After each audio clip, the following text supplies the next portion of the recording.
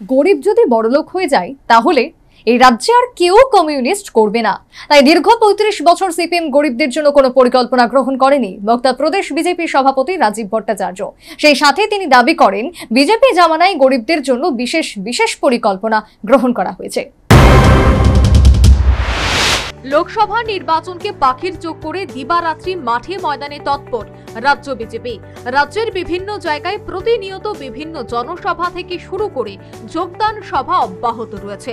বৃহস্পতিবার পূর্ব ত্রিপুরা লোকসভা আসনের উপজাতি সংরক্ষিত আসনের ভারতীয় জনতা পার্টি আইপিএফটি এবং তিপ্রামথা সমর্থিত প্রার্থী কৃতি সিং দেববর্মনের সমর্থনে ২৯ কৃষ্ণপুরের গোলাবাড়ি এলাকায় এক জনসভা অনুষ্ঠিত হয়।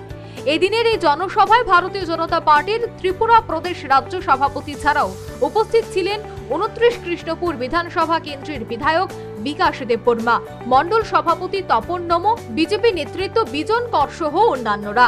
সভা শুরুর আগে কৃষ্ণপুর এলাকায় সংগঠিত হয় র্যালিটি বিভিন্ন পথ পরিক্রমা করে গোলাবাড়ি এলাকায় জমায়েত হয়।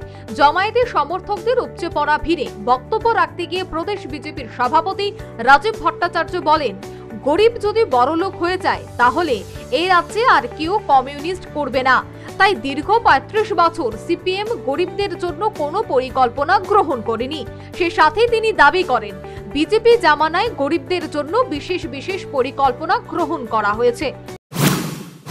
যে সিপিএম নাকি গরিব বিরোধী সরকার, গরিবের সরকার, এখানে তো আমার মায়েরা বোনেরা উপস্থিত আছেন। এখানে আমার লক্ষ্মীকান্তলা থেকে শুরু করে অনেক বয়স্ক মানুষ এখানে উপস্থিত আছেন। আপনারা বলুন তো দাঁড়িয়ে যে আজকে এই ২৫ বছর টানা সিপিএম এর রাজত্বে একটাও গরিবদের জন্য কোনো কাজ করেছে কিনা, কোনো পরিকল্পনা করেছে কিনা? যদি আপনারা প্রমাণ করতে পারেন তাহলে আমি রাজনীতি ছেড়ে দেব।